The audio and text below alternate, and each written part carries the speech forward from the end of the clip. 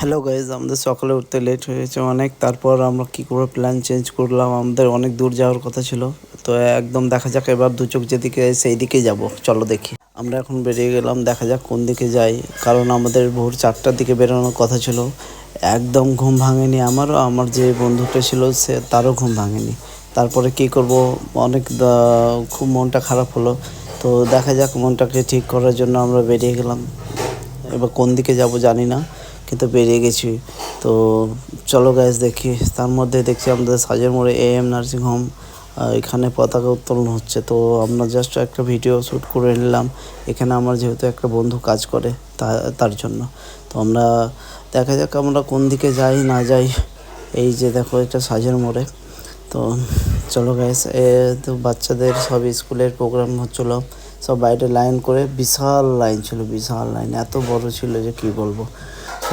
আর এক জায়গায় দেখি আবার সেই মিছিল, এটাও খুব বড় মিছিল ছিল, খুব জ্যাম ছিল, এত গরম লাগছিলো, এত গরম লাগছিলো। তো আমরা প্ল্যান চেঞ্জ করবো যে আবার বাড়ি ফিরে যাব, কারণ প্রচণ্ড রৌদ্র ছিল। তাই ওই কারণে আমরা বাড়ি এটাই শেষ করে আমরা বাড়ি ফিরবো। এখান থেকে নিউটার্ন নিয়ে আমরা বাড়ির দিকে ফিরে যাব। এখন আমরা বাড়ির রাস্তায় বাড়ির দিকে রিটার্ন যাচ্ছি। তো তার মধ্যে যদি প্ল্যান কোনো চেঞ্জ হয় তো দেখবো।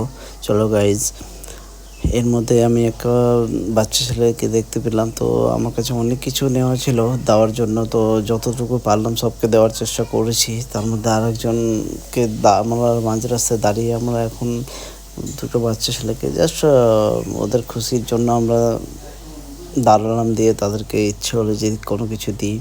তো আমার ব্যাগে অনেক কিছু ছিল, চকলেট ছিল, অনেক গিফট ছিল ছোটো ছোটো বাচ্চাদের জন্য। তো দিলাম গাইস।